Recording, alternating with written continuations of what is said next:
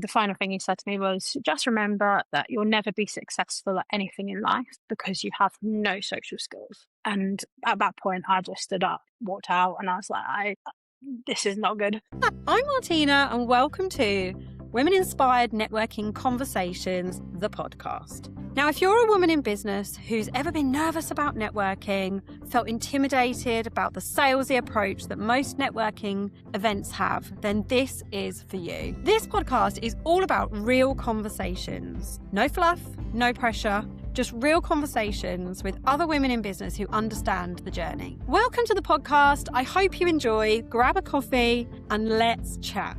Okay, welcome back to the podcast. Today I'm with Evie from Little Voices, and today we're going to be talking about confidence and resilience and really how to back yourself. So thank you so much, Evie, for chatting to me today. Tell us a bit about your story and a little bit about your business. Yeah, so thank you for having me, firstly. So yeah, I'm Evie. I born and bred in Ipswich. I've lived here ever since, other than a little stint at drama school, which I'm sure we'll talk about later. And yeah, I run Little Voices Suffolk, which is a performing arts franchise for 4 to 18-year-olds, teaching drama and singing, all about building confidence and transferable life skills through the performing arts. I bought my franchise at 21, which I feel like was a bit of a mad decision. But yeah, 2 years later, still going, and growing every day, which is amazing. Well, that is incredible. You're right, though. 21 is really young to buy a franchise. I mean, we're talking about confidence and resilience. You've got to have quite a lot of confidence to be able to do that, right? Yeah, and I'd been working freelance for probably a year, nearly 2 years, and I was building up a bit of a freelance portfolio within the arts, but I just kept getting told I was too young, and I was just getting really frustrated because I was like, well, how am I meant to get any experience if you're not going to give it to me? But also can't magically make myself older. I'm sorry, that's not something I can physically do.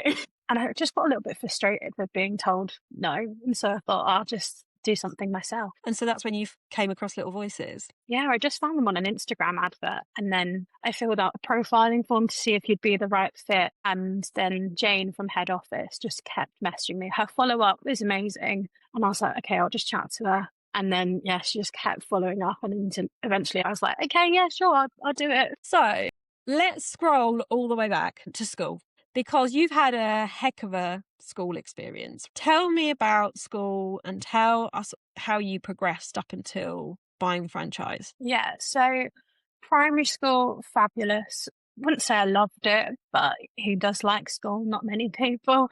I was always quite academic and lucky in the sense of that. And I always performed outside of school, which I didn't really do inside. So I was quite shy and didn't really have much confidence. When I went up to high school, things started to change. And that was when I really started to struggle with my mental health. I was bullied a lot. And eventually I just stopped going into school. So in year 9, so when I was about 14, they put me on a part-time timetable because they were like, that's the only way we can get you into school if you drop 2 GCSE subjects. So I did less than everybody else, and I just got to come home during the school day. But my problem was then I didn't want to go back in after. So it's quite nice coming home in the middle of the day. Can I just stay here? But as well, for my mum, like trying to juggle that with work and having to come and pick me up, it didn't really work. But that's what I did for 3 years.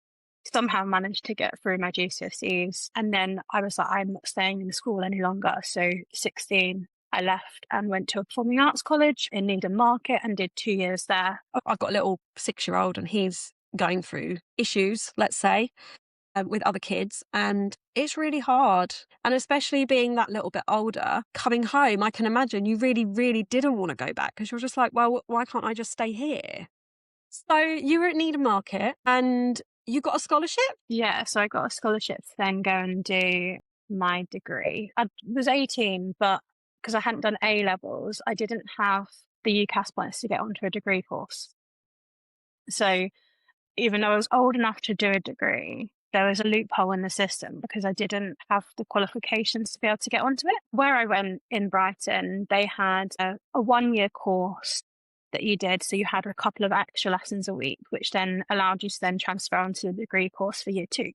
So that's what I did. But that course was not covered by any funding. And they had one scholarship for the year group. And I was lucky enough to get it. Wow, that is incredible. I bet that made you feel super lucky. Yeah, it was. And I think that's why I then probably felt quite guilty when I then left, because I was like, probably taken that from somebody else. But I didn't, I didn't want to be unhappy. So tell me why you left. Like, what happened? Are you okay to talk to me about what happened? Yeah. So you got the scholarship, amazing. And then it's this awful situation where you feel not ungrateful because you're grateful you got it, but ungrateful because you really weren't happy and you didn't want to be there. Yeah. So I was the person that wouldn't even stay at somebody else's house. Like I wouldn't even really stay at my grandparents. I hated it. So moving to Brighton in a house with 5 other people was a lot, but I love Brighton and it was a great place to live. But the course, it wasn't that it wasn't what I was expecting, but when you say you're going to do a degree or going to university,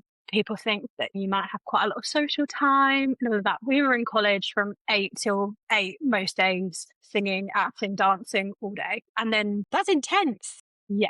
And we were split across 3 different campuses across Brighton. So there'd be Sundays where you had to be at 3 different places throughout the day. So when you did have a break, you'd be traveling, which again was a lot.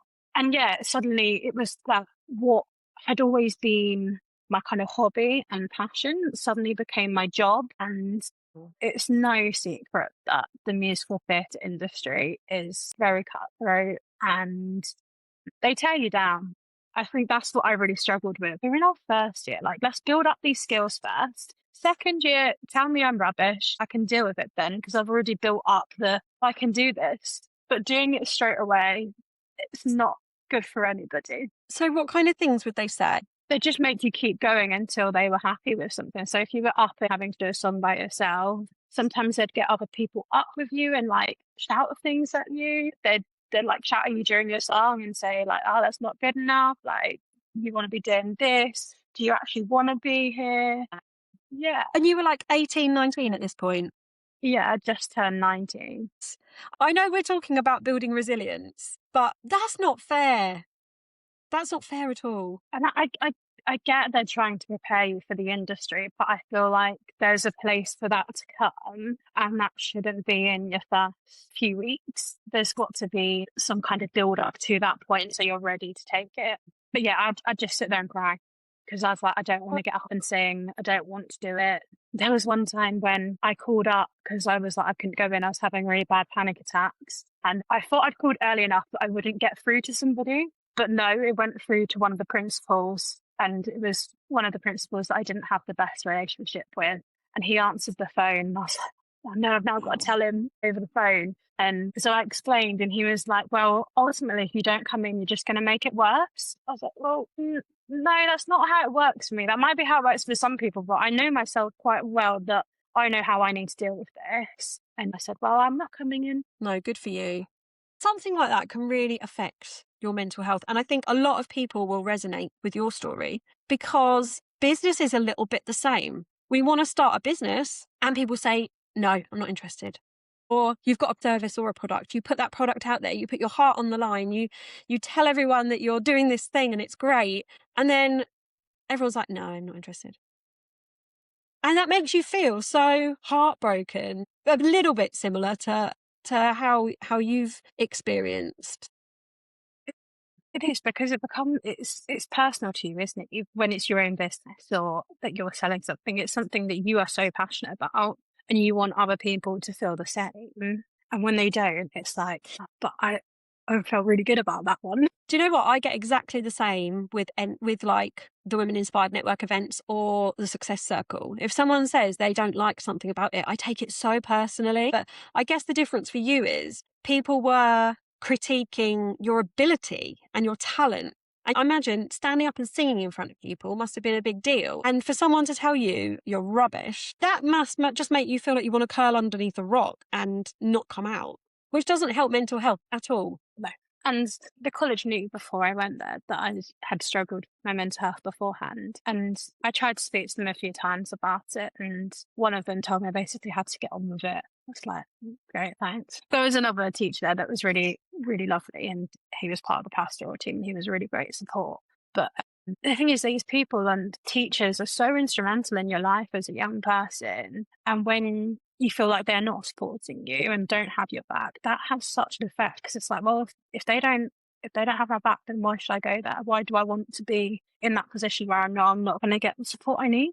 And I guess, like, also being a small business owner now, that is really hard because you don't have support from other people and you have to have your own back. So, how have you taken all of that experience, all of that horribleness, is all I'm going to say? How have you like turned that around into something positive that you can use today? So when I left, I had to have a conversation with the principal, and my mum was already on her way to Brighton to come pick me up because I'd made my decision. So I had a conversation with the principal, and he basically was like, everything I'm saying to you is because I mean it. It's not like we're getting any money from you. And then the final thing he said to me was, just remember that you'll never be successful at anything in life because you have no social skills. And at that point, I just stood up, walked out, and I was like, this is not good. I don't care what industry you're in, you should not be spoken to like that. And especially when you're leaving something because you're finding it so horrible and so hard to deal with mentally, to then like put the knife in the coffin almost. Is that the phrase? That is not an industry that you want to be a part of. No, and that just solidified everything in me. I was like, yeah, I've made the right choice. And even now, I know that going there was the best thing I did and the worst thing. I know if I hadn't have gone, I'd constantly be living with that, oh, what if I had? And I learned so much there and so much about myself. And if I hadn't have gone there, I wouldn't be doing Little Voices now. But yeah, just that comment made me go, I just want to prove him wrong. Like, yes, I know I'm not the most confident person and never have been, but I do have social skills and I will prove that wrong. And then 2 years later, I went to watch the third years in their show. So the people that I was in their year group with, I spoke to him, I said hello, and he ignored me. So I was like, well, who has no social skills now? Exactly. Yeah. It just made me realise that I didn't want to be that leader for people. I always said I'm never going to be a teacher. I was like, absolutely not.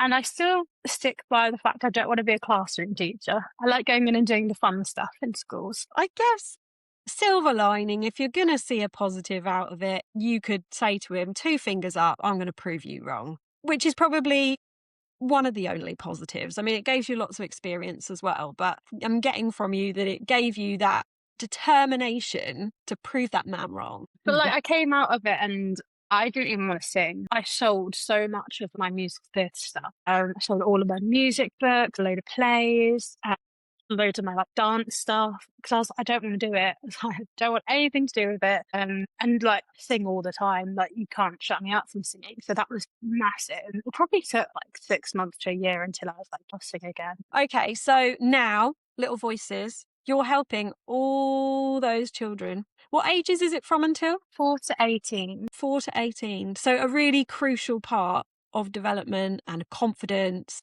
and you're basically trying to give those kids what you wanted rather than what the industry gives. And I think that's really beautiful. Yeah, and I think what we often get in our industry is that children then got to go and perform and go on stage, whereas at Little Voices we're a little bit different. We don't do a show each year. That's not part of our model.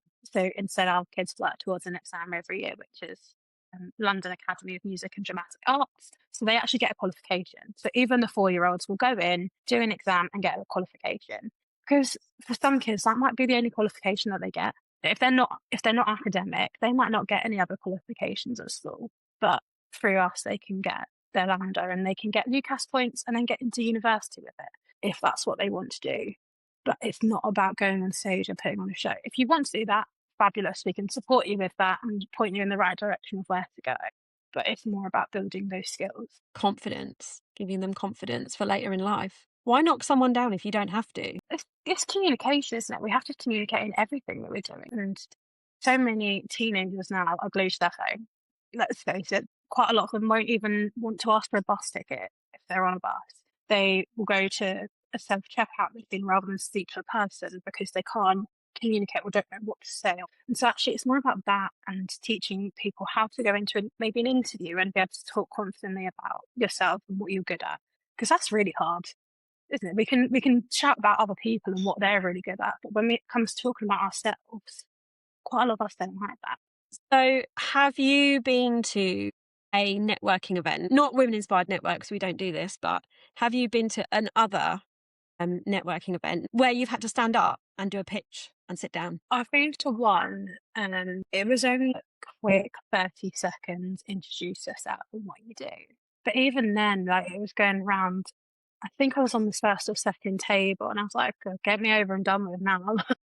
Mm. Because like, I can happily talk about my business, but ask me to say anything about myself, I'm like, oh, I don't know what to say. Also, do you find when you're sitting listening to everyone go round and oh God, 3 people until it's my go, 2 people until it's my go, and you're sitting there thinking, oh my God, what am I going to say? What am I going to say? Is it going to be polished? Is it going to be a true reflection of me? Am I going to stumble my words? And then you're like, I haven't listened to anybody so far at all. I've just literally been worried about what I'm going to say. And it's the same with what you do. Why create anxiety? Why put kids on stage? Winston did a school play. He's so theatrical. He obviously got Joseph, like in the school play, 2 years in a row. Reception, he was Joseph. Year 1, he was Joseph. Year 1, we were in front of the whole school and the parents. He had an absolute meltdown. He was in the middle of the stage and he was like, no, I can't do this. I can't do this. At 5 years old. So I love that that's not what you're about. That's not what Women Inspired Network is about either, because I don't want to create that anxiety. I don't want to create additional mental health issues around networking, just like you don't the performing arts. And it's really important, isn't it? And, for some people, going into a networking event where you do that, and there's, maybe a lot more people, that's right for them. Same with a child going to a performing arts class where there's 30 kids, that's right for them. For me, personally, I hated that. So with Little Voices, we have 8. Lovely, perfect number.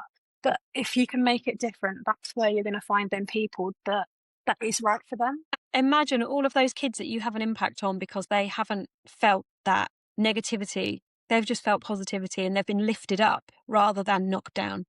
I think that's incredible. So what are you most proud of over the last 2 years, Evie? Probably what's coming up. So I was recently announced as a finalist for a National Franchise Award for a young person in franchising. So I'm going to Manchester next weekend for an award ceremony. Well, that's exciting. And so young, really, to get an award like that. I know it's the young person's award, but you're well under 30. That's incredible. Yeah, so it'll be really exciting. But quite a lot of awards now, you apply for yourself, put yourself forward. And even then, that's like should I put myself forward? And this year I've just gone, why not? Let's just do it. And actually, it's a really good reflection piece, I think, because then when you're going through the questions and going, what have I done? It's like, I have actually done quite a lot.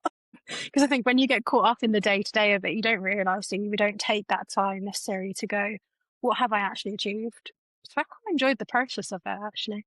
Like just affirming to yourself that, yes, I am good enough. Yes, I can do this. Yes, I have done a lot, which is incredible. So you were saying that you are a director for a CIC and charity trustee. Tell me about this. Yeah, so through the work of Little Voices, we've noticed such high number of children and young people that want to access opportunities but can't for whatever reason, whether that's financial, because they've got an additional need, because of transport and they can't get there. It could be anything. And so within Little Voices, we run quite a successful HAF project, which is for kids that get free school meals. And I've always been really passionate about making the arts as inclusive and accessible for young people as possible. Being set up as a business, obviously you're more limited as to what you can do with that. So my mum and I and 3 other directors have set up a CIC called the Opportunity Stage, which is all about giving young people access to sports, wellbeing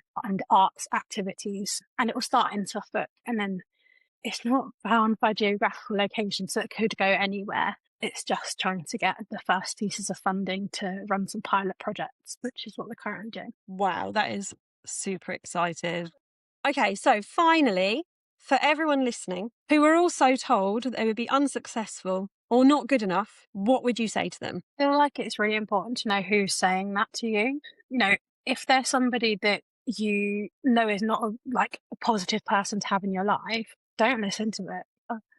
Whereas if it's someone that is closer to you, I'd ask them the question back and I'd say, okay, well, why am I not going to be successful? And everyone can be successful in their own way. There's not a definition of successful. We can make that what we want it to be. For me, it might be that success is teaching 300 people a week. Whereas for you, success would look very different. So it's really subjective. And I think it's going, okay, what do I need to do to be able to get to that point? What's the first step I need to take? It only takes one thing to start getting on that road. You don't have to do 100 million things at once. Yeah, it's like really small steps, isn't it? And then before you know it, those small steps all add up. But just to hear you say that, imagine how much confidence you've got now in comparison to before. I don't think that Evie at Brighton could have ever said to that principal, but why do you think I won't be successful, sir? You know, like that person at that point, look how far you've come. For that to be your advice for people, that's amazing. How far you've come. What would you say to that principal now if you could say anything to him? I just really like to tell him what I'm doing. Going back to when I saw him at the show, I spoke to one of the other principals as well, and he always had my back, but he didn't really have anything to do with first years. And I said to him what I was doing, because I'd literally just bought Little Voices at that point. And he was like, oh, do you want to buy another business? Do you want to buy this one? And I went, no, I don't like your college, but thanks for the offer. Maybe probably shouldn't have said that, but it's just what came out of my mouth in the moment. And he laughed about it. Yeah, I think I'd just quite like to tell him what I'm doing and go, is that still unsuccessful to you? It's a really valid point. You know, success is different for different people. And it's also really different for people in different stages of your life. When I was a lot younger, success meant one thing, and now success means another. Has that changed for you as well? I feel like when we're younger, we probably see the money side of things. And obviously that's lovely. We need money to survive, but actually that shouldn't be what success is, especially when you're running a business, because you're not suddenly going to get to being a 6-figure business from doing nothing. You've got to go through all those stages of it and got to build it up. But yeah, I think it has changed and it will continue to change. I think now success to me is probably me being able to take a bit more of a step back and let other people run some of the things, which is really hard. And I know you feel the same with your groups. It is so hard. I am such a control freak. I do not want to let anything go. But I'm at capacity. I think I've said this to you before. I'm doing everything. I'm doing the blogs, I'm doing the emails, I'm doing the podcasts, I'm doing the events, I'm doing the promotion, I'm doing everything. And something's got to give because I've got no time with my family. Success for me would be being able to be fully present with my kids and just let it all happen in the background. But how am I going to do that if I don't let it go? I can't be the one that does everything and have the time with the kids. It's so hard though when it's your little baby and you know how you want it to work and actually going, oh no, you can do it. And I'm getting a little bit better. But at the moment, it still feels like it's so centered around me. And not like, that's not me being big-headed or anything, but like, if I'm not there, then what's actually happening? So yeah, I'd like to get to a point where I don't have to be there all the time and that other people can do it, because then it's going to give me more time to do stuff with the Opportunity Stage and Bumblebee as the charity and other things that I'm passionate about as well. Exactly. Well, I'm super excited to see what happens. Thank you so much for speaking to me. Thank you for giving us your honest story about what you've been through. I feel like you've been through such a lot and for such a young age, but equally for such a young age, you've done a heck of a lot. You are hugely successful. And also you are literally my childcare for Clemmy at events. I'm just like, yeah, Evie, can you just have Clemmy while I just do stuff? So I'm hugely grateful for that as well. But thank you so much for spending the time to chat to me and being on the podcast. No, thank you for having me. That's okay. So join us next week when we have another networking conversation. Thank you so much for being here and listening with us today. If you're loving the podcast and want to find out more about our Women Inspired Network events, then find out more on www.womeninspirednetwork.com/events. Or you can connect with us on Facebook under Women Inspired Network, or follow along on Instagram under women_inspired_network. And of course, subscribe to this podcast so that you don't miss an episode. I'll see you next week for another honest conversation.